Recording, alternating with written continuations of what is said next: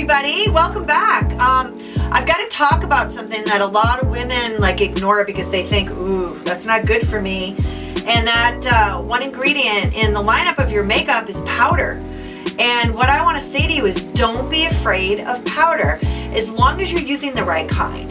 So to all my women that are, say, 40 and up, you want to stay away from traditional powders, your oil control powders, any setting powders that might have talc, cornstarch, or any absorbing qualities, because what they're going to do is they're going to kind of take the oil and the moisture out of your skin, and you're going to look drier, crepier, older. That's not what we're trying to do here.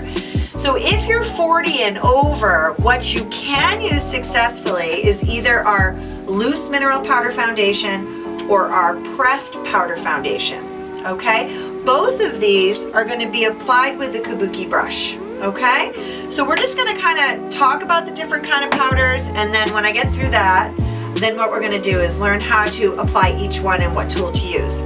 So your next powders would be your loose finishing powders. These are really great if you don't want to get any coverage from your powder. One is matte, and that one is called our matte finishing powder, and that's going to be great if you have a little combination or oily skin. I would suggest using the unique pointed powder brush for that and just going in loose after you're done your concealer and foundation and setting, or also when you're done your finished makeover. That's a great time to kind of put it all over. Now if you want an airbrushed look in your makeup, this finishing powder, crystal clear finishing powder, can be used to set foundation, but when you're done, you can go in with your unique pointed powder brush, go all over everything you've done, and it sort of puts like a soft focus glow all over your makeup. Makes you look like you're blending like a master makeup artist. And when you get done watching all my videos, I know you're going to be your own master makeup artist. That's my goal for you. So the other powder that is phenomenal to use, and we have it in a full size or a small size, is invisible blotting powder. So we have the little mini oil control, or we have the larger one. Now this one's white. Don't be afraid. When it goes on, it's invisible. And it comes with a little sponge that you can use for quick touch-ups. But what we love is our puffs, okay? So the puff, the way you would use it is you just tap in, and then you can kind of blot in areas. This deposits a mattifier, keeps your makeup looking fresh, but it doesn't make it look like it's cakey or you're adding more product on. So the other thing that's great about this is that this will absorb sweat, especially if you're having a hot flash or you're just sweaty. Oil that might be producing through the T-zone area, so it's a twofold. You're mattifying with the powder, but you're picking up any of that excess stuff that you don't want on your skin. So that comes in a little travel size or the regular size. Then we also have oil control powder. Now when you open this, it has a little sponge in it. This definitely draws all the moisture and oil out of your skin. So this is only for those of you who want a little coverage from your powder, but really want serious oil absorbing qualities, okay? This is gonna absorb oil, but also water from your skin. So if your skin is dehydrated, normal, whatever, stay away from this one. But if you really want a matte finish, oil control powder is definitely a great choice for you. So just going over the tools of how to use your mineral powder, we're back to the kabuki brush, all right, where if you're using the loose or the pressed, you're going to use the kabuki brush to apply. It controls the amount of powder that you get on your face. A couple cool things about mineral powder. It's an SPF of 20 naturally occurring in the iron oxides, no chemical additives, okay? It's also coverage. You could consider this such good coverage that it's a concealer, foundation, powder all in one. So you're either tapping into the compact 4-ish times, 1, 2, 3, 4-ish is the squish, then in downward strokes applying all over, then go in 2-ish squish and press and pat over each closed lid and under the eyes. And then do a nice finishing blend, because mineral powder is magnetic to human flesh.